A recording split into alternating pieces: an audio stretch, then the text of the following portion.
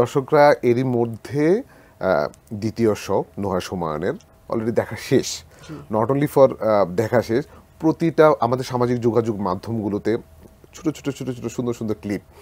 সবচেয়ে বেশি যে জিনিসটা মানে হাইলাইটেড হচ্ছে যে আপনার যে এই কামব্যাকটা, ওটিটি প্ল্যাটফর্মে যে কামব্যাকটা অদ্ভুত।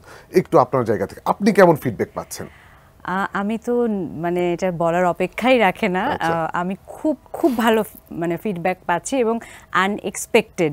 মানে আমি আসলে এতটা এক্সপেকটেশন আমার ছিল না। আমি যখন কাজটা করি ভেবেছিলাম যে আচ্ছা ঠিক আছে করি, অনেকদিন করা হয়নি, আচ্ছা করি, কিন্তু ভাবি নাই যে যখন কাজটা মানে আসে, শুধুমাত্র প্রোমো এসেছে, কাজটা তখনও আসেনি পুরাপুরি।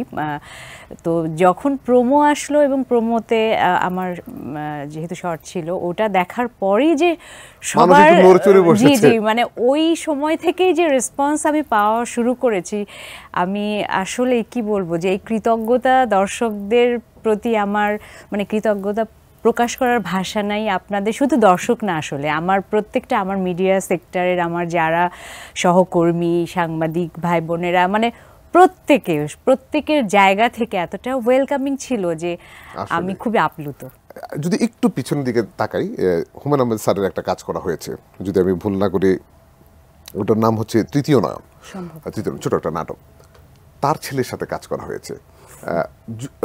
যদি বলি যে দুজনের কি কোনো কম্পারিজন পেয়েছেন বাবা ছেলের কাজের মধ্যে? কোনো না, আসলে দুজন দুই রকমের, দুজন অবশ্যই দুই রকমের। ওনার চিন্তাভাবনা একরকম, হুমায়ূন আহমেদ ওনারটা তো আসলে আমার বলার অপেক্ষাই রাখে না, বা ওনাকে নিয়ে এত কিছু আমার মানে বলার প্রয়োজন নাই। সবাই জানেন ওনার মেধা সম্পর্কে, ওনার কাজ সম্পর্কে। আমরা তো ওনার সাথে আমার একটা কাজ করারই সুযোগ হয়েছে, অনেক বেশি সুযোগ হয়নি। একটা নাটক করেছিলাম, তো ওটাও যেমন অনেক ভালো লাগার ছিল। তারপর সেটা বেশ কয়েক বছর আগে। তো তারপর এতদিন পর ওনার ছেলে নুহাশ, যার কাজ আমি যখন মানে আসলে এটাও ঠিক যে শুধুমাত্র নুহাশ কিন্তু এখন হুমায়ূন আহমেদের ছেলে, তার বাইরেও কিন্তু ওর নিজের একটা পরিচয় কিন্তু সে নিজে সেই জায়গাটা কিন্তু অনেকখানি তৈরি করেছে। তো সেই জায়গা থেকে দুইটাই আমার আগ্রহ ছিল। এক অবশ্যই নুহাশ, এবং আরেক হচ্ছে মানে ডিরেক্টর নুহাশ নিজের জায়গা থেকে, এবং ছোটবেলা থেকে পড়ে এসেছি যে নুহাশ নামটা আমাদের পরিচিত, হ্যাঁ সেই জায়গা। তো ওর চিন্তাভাবনা তো এখনকার মতো ও এই জেনারেশনের, ওর চিন্তা এই জেনারেশনের, ওর গল্পগুলার মানে বের হয়ে আসে কিন্তু ওর চিন্তাভাবনা থেকেই তো ওর নির্মাণটা চলে আসে। হ্যাঁ, চলে আসে।